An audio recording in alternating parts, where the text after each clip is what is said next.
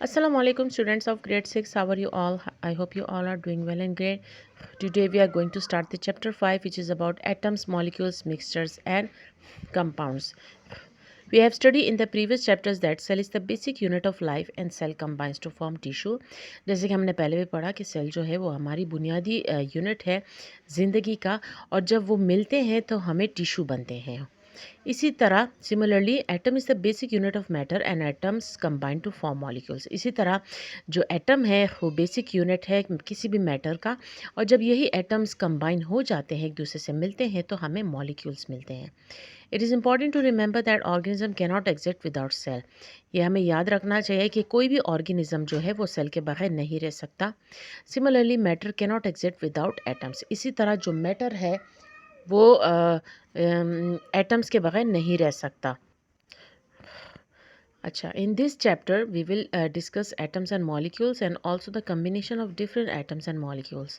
इस चैप्टर में हम मुख्तलिफ एटम्स एंड मॉलिक्यूल्स के बारे में पढ़ेंगे और उनका जो मिलाने का अमल है दूसरे एटम्स एंड मॉलिक्यूल्स के साथ, उसको भी हम डिस्कस करेंगे।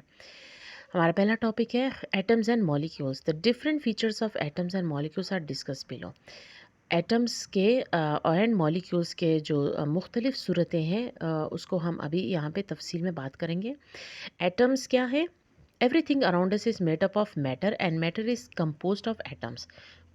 हर एक चीज़ जो आपके इर्द गिर्द मौजूद है वो मैटर से बना है, और मैटर किस चीज़ से जुड़ा है? एटम से। So atom is the basic structure unit of everything. तो एटम जो है वो असल में बेसिक यूनिट स्ट्रक्चर है हमारी, जो आसपास हमारे कुछ भी है। मैटर, आपको पता है कि मैटर कोई भी चीज़ जो दैट ऑक्यूपाई स्पेस, कोई भी चीज़ दैट जगह लेती है, दैट इज़ मैटर। हम खुद इंसान भी एक मैटर है। इसी तरह आप अपने इर्द गिर्द देखें, टेबल हुआ, चेयर हुआ, बुक हुई, पेंसिल हुई, ये सब कुछ क्या है? मैटर है। तो ये मैटर किस चीज़ से बना है? That is atom. अच्छा, पेज 54 पे आ जाए। The term atom was coined by Greek philosopher which mean individual. ये एटम का जो वर्ड है वो एक ग्रीक फिलोसोफर ने बनाया था, जिसका मतलब है इंडिविजुअल, यानी गैर काबिल तकसीम, जो तकसीम नहीं हो सकता। They named it's so because they could not divide the atom. उन्होंने इसका नाम इसलिए रखा एटम क्योंकि वो इसको डिवाइड नहीं कर सकते। But later studies reveal that atom can be divided. लेकिन बाद में उन्होंने जब और भी इसके बारे में पढ़ा तो ये बात ज़ाहिर हुई कि एटम को हम डिवाइड कर सकते हैं।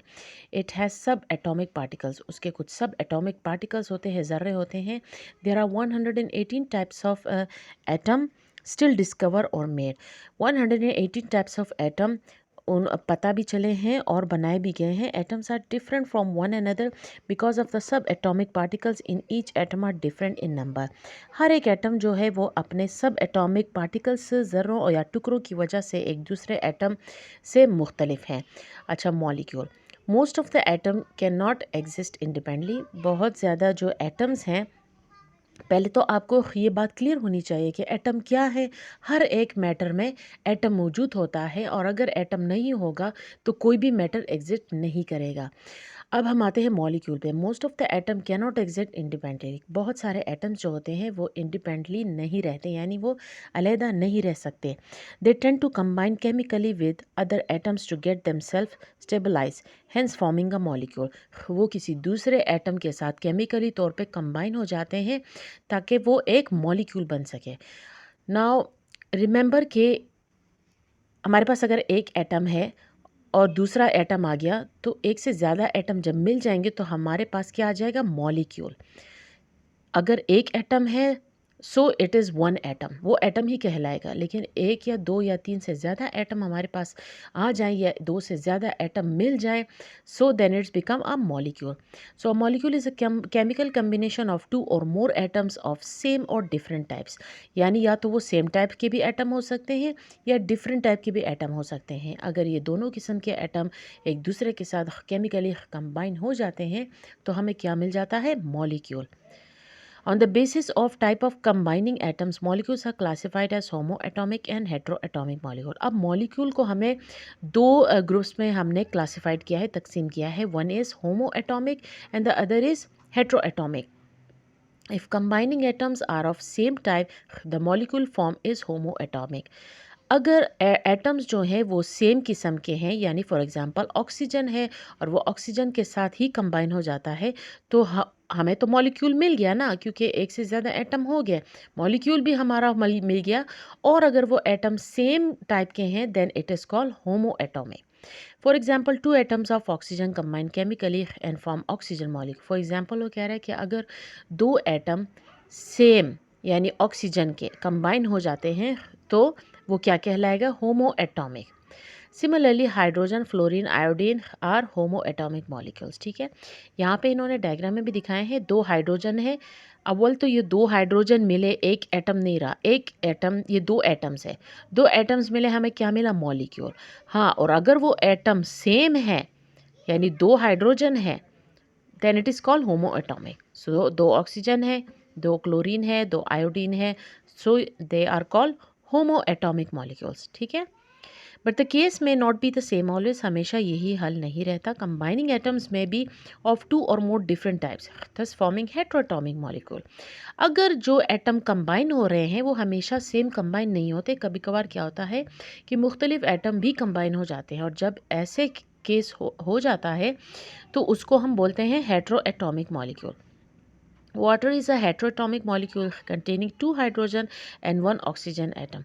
अब वाटर का जो फार्मूला है वो आप सबको पता है, दैट इज़ H2O। ठीक है, यहाँ पे इन्होंने ये दिया भी है शायद, अच्छा यहाँ पे नहीं दिया, ये रहा, ये है H2O। ठीक है, अच्छा, in the same way a single molecule of carbon dioxide contain one atom of carbon and two atom of oxygen. अच्छा, पहले हम वाटर के फार्मूला को डिस्कस करते हैं। वाटर का फार्मूला है H2O। तो H represent hydrogen, two means हमारे पास दो हाइड्रोजन है एंड वन ऑक्सीजन है। तो देखा जाए तो ये कितने एटम हुए? टू हाइड्रोजन हुए और एक ऑक्सीजन, थ्री एटम्स हुए। तो पहले तो ये कि ये हमारे पास मॉलिक्यूल आ गया, ये हमारे पास क्या आया? मॉलिक्यूल। एंड सेकेंडली, दो हाइड्रोजन है इसमें सेम, लेकिन ऑक्सीजन इसमें चेंज है। ठीक है, तो ये क्या कहलाएगा? ये हेट्रोएटॉमिक मॉलिक्यूल कहलाएगा। मॉलिक्यूल तो ये है, लेकिन ये कौन सा है? Heteroatomic molecule. इसी तरह वो कह रहे हैं कि हमारे पास कार्बन डाइऑक्साइड अगर देखा जाए तो उसमें carbon dioxide, CO carbon dioxide, ये देखें एटम ऑफ कार्बन हमारे पास एक है, हमारे पास जो ऑक्सीजन है, atom of oxygen, they are two. तो अव्वल तो ये हमारे पास मॉलिक्यूल बन गया, और फिर कौन सा मॉलिक्यूल बन गया?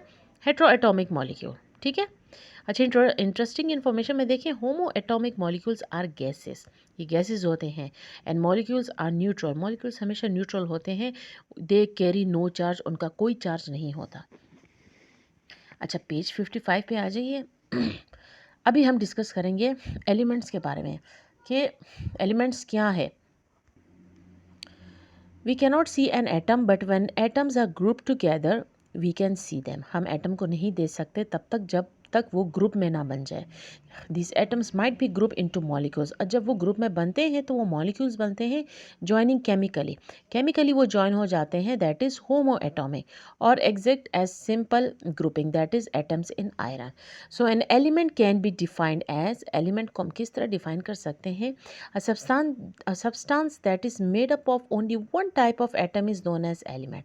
अच्छा, कोई भी एक एटम जो अकेला होता है, जैसे कि फॉर एग्जांपल हमारे पास सिल्वर हो गया, गोल्ड हो गया, का अच्छा सॉरी एटम हमारे पास, अच्छा, one kind of atom to join to form element. For example क्या है? सिल्वर है, गोल्ड है, ये सारी चीज़ें जो है, कार्बन हो गया, हीलियम होगा, हाइड्रोजन हो गया, सिल्वर हो गया, गोल्ड हो गया, आयरन हो गया, फ्लोरीन हो गया, बहुत सारी हैं। अगर ये अकेले हों then they are called elements.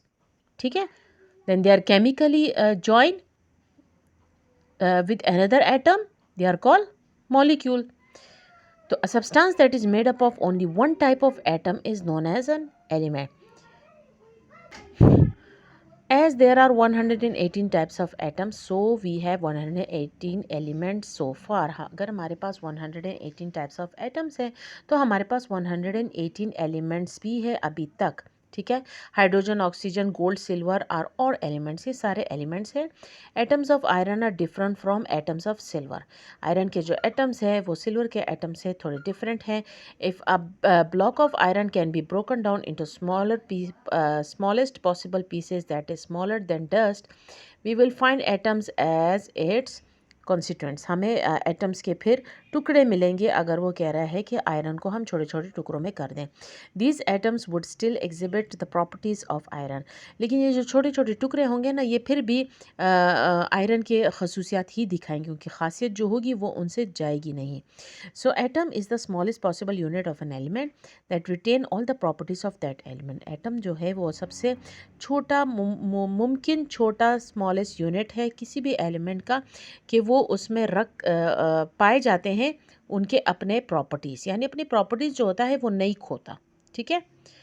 अच्छा, यहाँ पे इंटरेस्टिंग इन्फॉर्मेशन में देखें, scientist have arrange elements in a table known as the periodic table. Scientist ने इन एलिमेंट्स को अरेंज किया है एक टेबल में, एंड उस टेबल को वो पीरियोडिक टेबल के नाम से जानते हैं। अच्छा, डू यू नो में इधर देखिए, an element contains a single type of constituents so it is the purest substance. ठीक है, एक एलिमेंट जो है वो सबसे ख़ास सब्सटेंस होता है।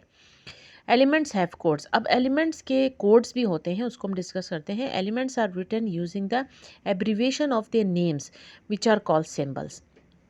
एलिमेंट्स जो होते हैं वो हम एब्रीविएशन यूज़ करते हैं उनके लिए, जिसको हम इख्तिसार बोलते हैं। जैसे कि एक बड़ा नाम होता है तो उसका शॉर्ट फॉर्म हम यूज़ करते हैं। इसी तरह इन एलिमेंट्स का भी हम शॉर्ट फॉर्म ही यूज़ करते हैं। वो कैसे? This symbols are universal, specific and convenient to use.